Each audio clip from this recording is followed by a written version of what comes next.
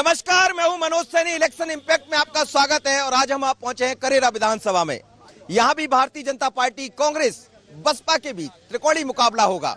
लेकिन इस मुकाबले में होगा क्या, भारतीय जनता पार्टी की क्या तैयारी है, कांग्रेस की क्या तैयारी है। 2018 में यहां से कांग्रेस के जसवंत सिंह जीते, लेकिन बाद में उन्होंने पार्टी बदली। अब वो भारतीय जनता पार्टी के कमल के निशान पर चुनाव मैदान में। लेकिन कांग्रेस से प्रज्ञा सिंह जाटव है, वो भी चुनाव मैदान में रहेंगे। लेकिन एक और यहां प्रत्याशी रहेंगे बहुजन समाज पार्टी से राजेंद्र जाटव, यानी तीनों जाटव बंधु मैदान में होंगे। लेकिन इस मैदान में होने के साथ क्या कहती बीजेपी कांग्रेस, क्या जिन विकास के मुद्दों पर चर्चा होती रही वो उस पर खरा उतर पाए, या फिर जो विकास को लेकर इस चुनाव में जाना है। तो चलिए शुरुआत करते हैं। सबसे पहले कांग्रेस से क्या कहेंगे आप। आपकी पार्टी 2018 में यहां से चुनाव जीती, लेकिन जो भी कहें अब आप कहेंगे वो चले गए यहां से, अब बीजेपी का चुनाव लड़ रहे हैं। कितना मुश्किल है, चूंकि वो गए तो कई कार्यकर्ता भी चले गए। वो तो जनता बताएगी। ऐसा लग रहा है कि सबसे ज्यादा अगर कोई पूरे मध्य प्रदेश के अंदर भारतीय जनता पार्टी हारेगी तो वो भी करेरा से हारेगी। उसका कारण एक ही है कि एक मान सम्मान पार्टी होती है। पार्टी ने मैंडेट दिया, विश्वास। जिस तरह से कोई भी व्यक्ति अब शादी अपने बच्ची के लिए बच्चा ढूंढने जाता है, ठीक है, बच्चा ढूंढने जब जाता है तो विश्वास के साथ अपनी बच्ची को देता है। इस तरह कांग्रेस ने भी इनको मैंडेट पूरे विश्वास के साथ दिया था। यदि वो बच्चा इतना बिगड़ जाए कि वो अपनी पत्नी को भी बेच आए तो उससे बुरी हालत क्या हो सकती है। उसने पार्टी, मां समान पार्टी जो होती है, उसका मैंडेट ही बेच दिया। और इनका जो है, इनके द्वारा जो विधायक निधि मिली है वो 1,84,00,000 रुपए मिली, जो कि 20% इनने अपना कमीशन लेकर वो बांट दी जी।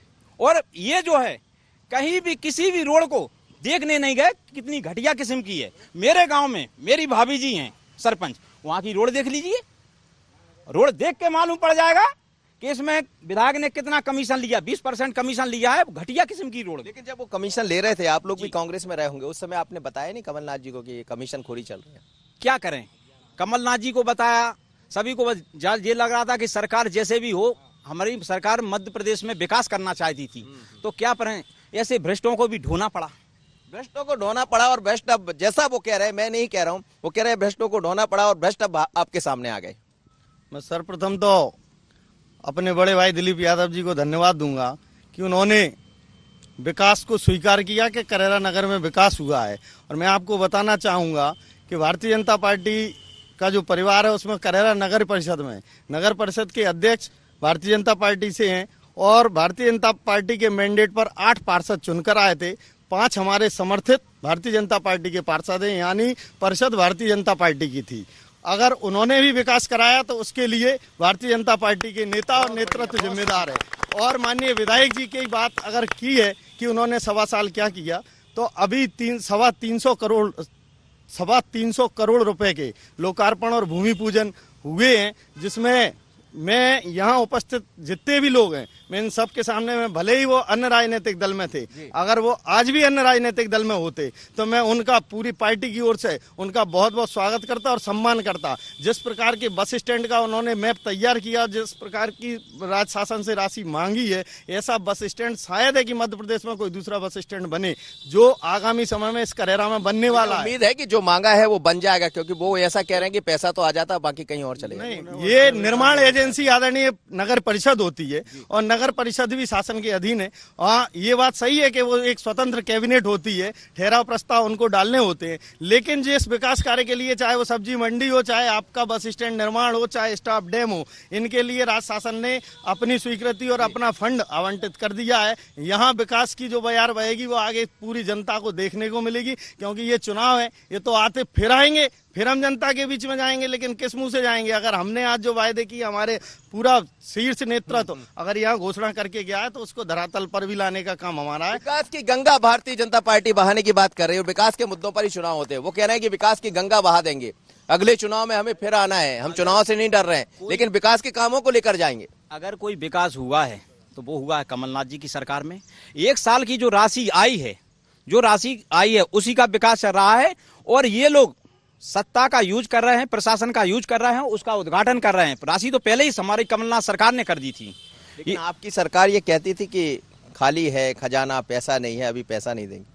नहीं, ऐसा नहीं है। सरकार ने, हमारी सरकार के समय पे पैसा आया है, जितना भी पैसा आया उसी सरकार का आया है। ये लोग तो जो है ढोकलेबाजी करते हैं, केवल हल्ला ज्यादा करते हैं, काम बिल्कुल नहीं करते हैं। मीडिया पर ये दिखा हल्ला काम आएगा कि काम आएगा?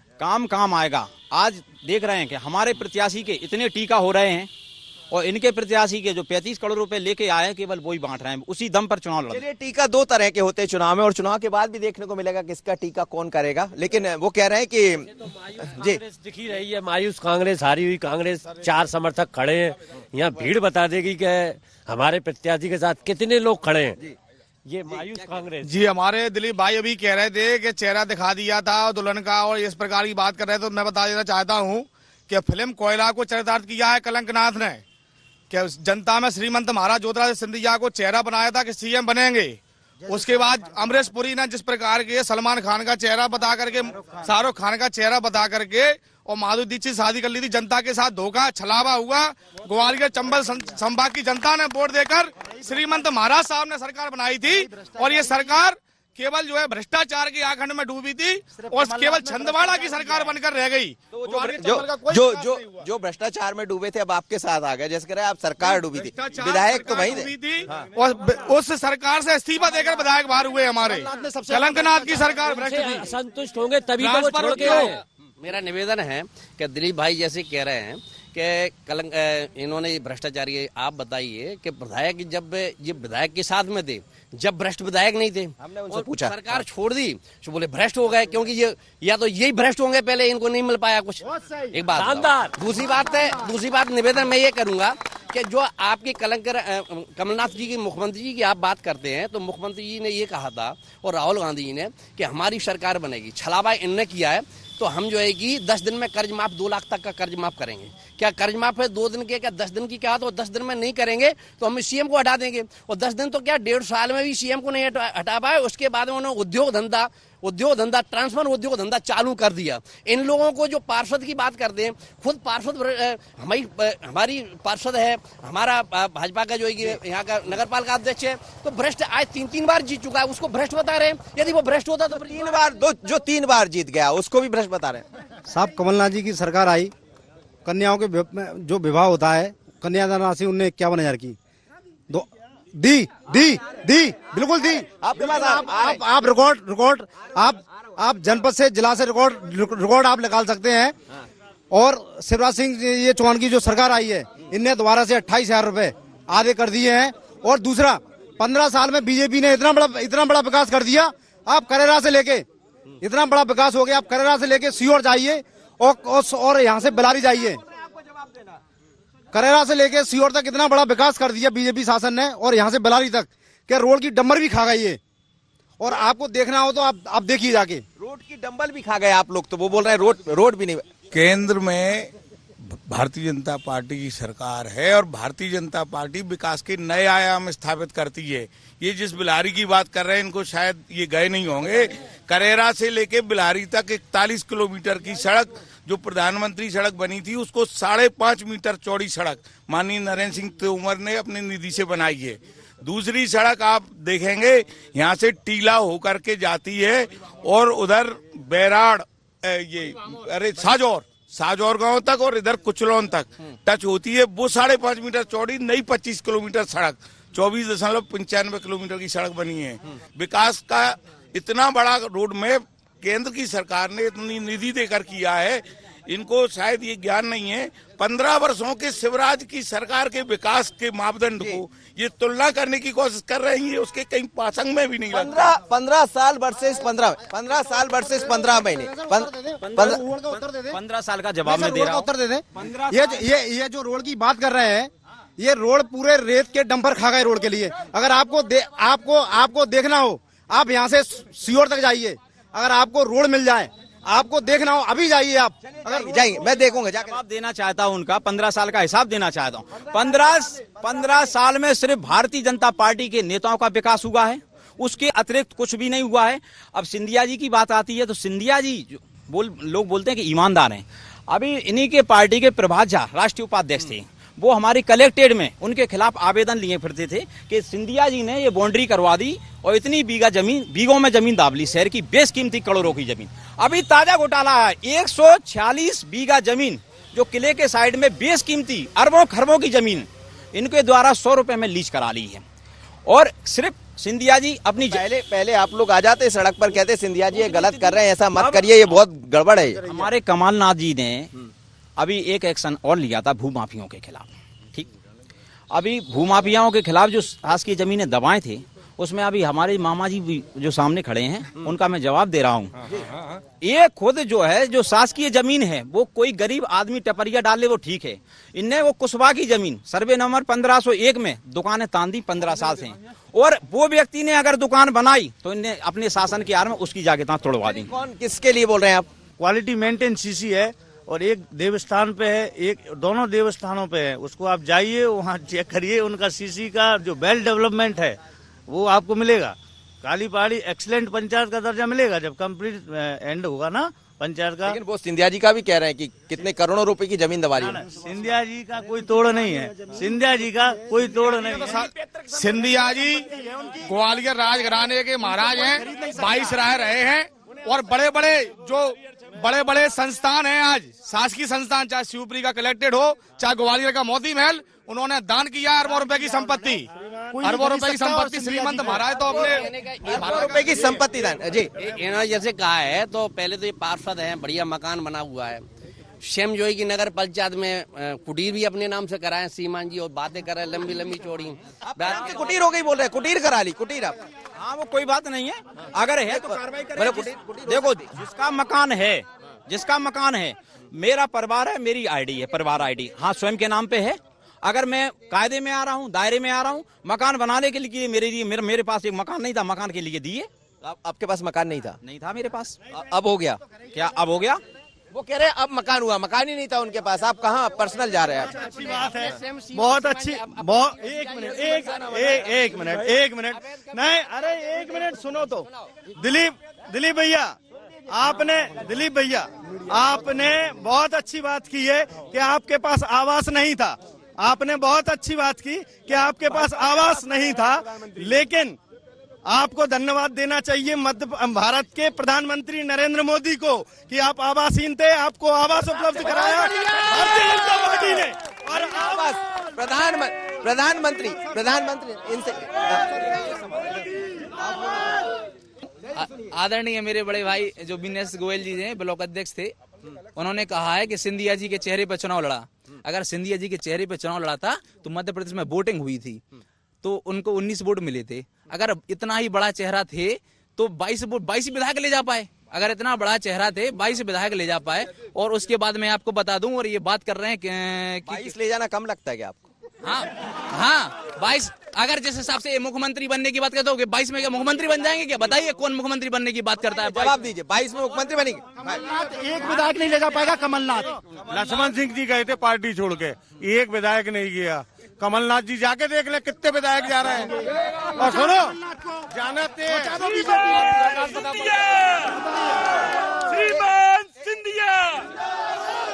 अगर वो इतने बड़े नेता थे तो फिर अपने ही क्षेत्र से चुनाव क्यों हारे?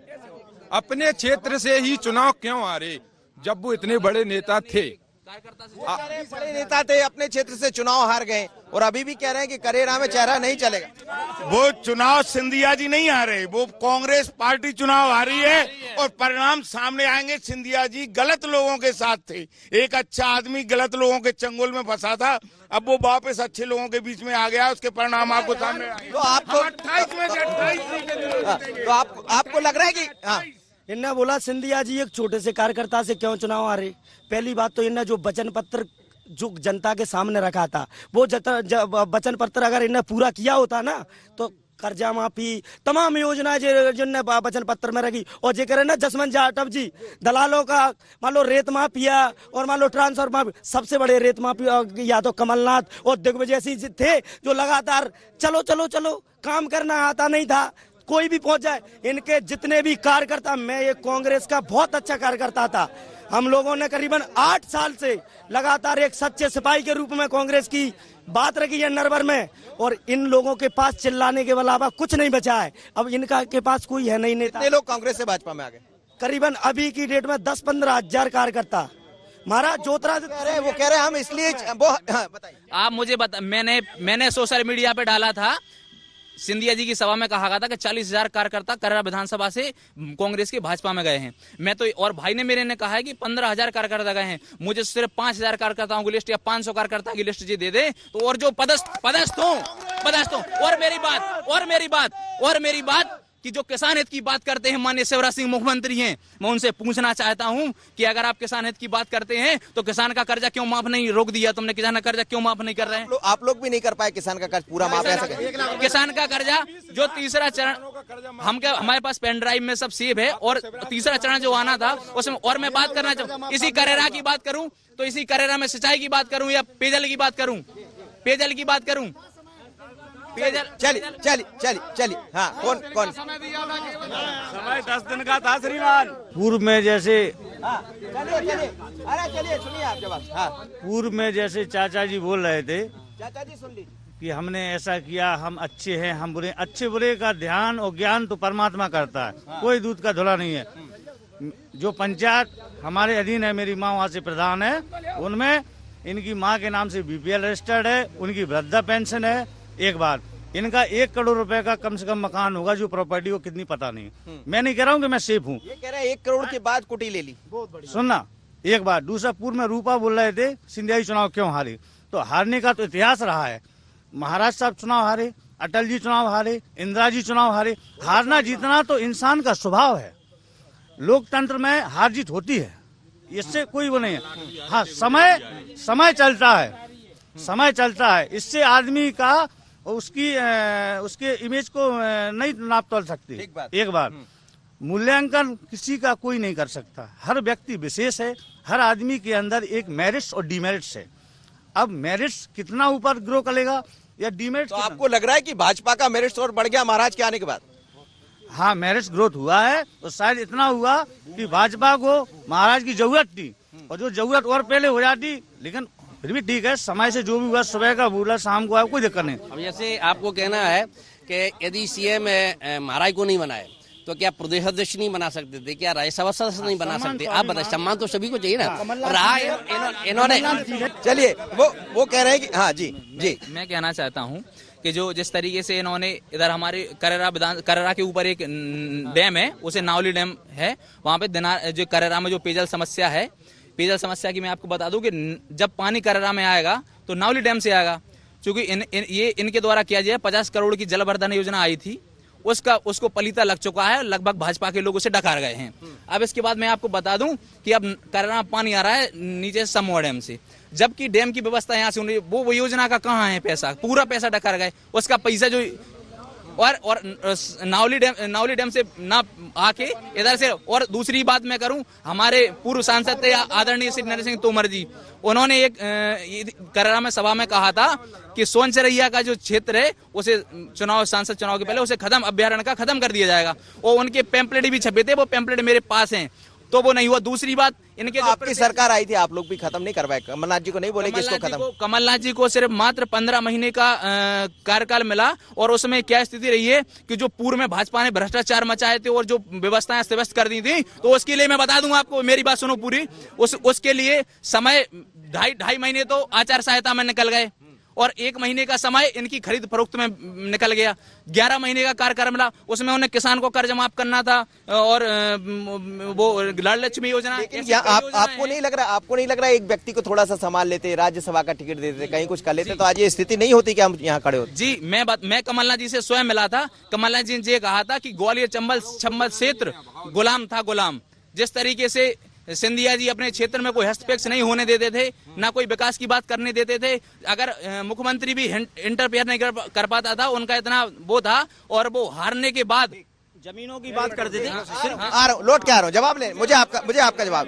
वो कह रहे हैं कि एक तो पेयजल योजना का जो 48 करोड़ रुपए की योजना माननीय नरेंद्र सिंह जी तोमर ने स्वीकृत कराई थी, उसको इस 15 महीनों में कमलनाथ सरकार ने रोका। ये बिल्कुल सही कह रहे हैं, और अब हमारी सरकार आ गई है तो उसमें फिर काम शुरू हो गया है। जी, आप जवाब।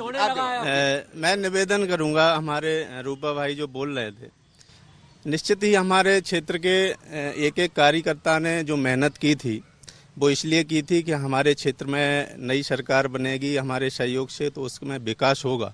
15 साल की एंटी इनकम्बेंसी होती है, लेकिन 15 महीने में हमने भी उसी दल में काम किया था बड़ी ईमानदारी से। और बड़ी आप कांग्रेस छोड़कर भाजपा में आए। जी। तो हमने इसलिए वोट नहीं दिया था, इसलिए मेहनत नहीं की थी कि आज हमारा विधायक लगभग 150 करोड़ से भी ज्यादा के कामों का चिट्ठा बना करके वो कई मर्तबा कमलनाथ जी के पास गए और उन्होंने कई ऐसी विकास और प्रगति की योजना करेरा के लिए और वहां जाकर के रखी।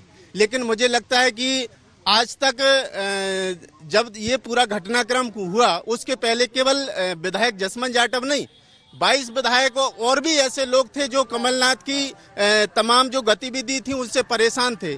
आज हमारा करेरा विधानसभा का चाहे कोई रोड हो, चाहे कोई पुलिया हो, चाहे कोई सामुदायिक भवन हो, जो विधायक जी के द्वारा रखा गया हम तमाम लोगों के उससे।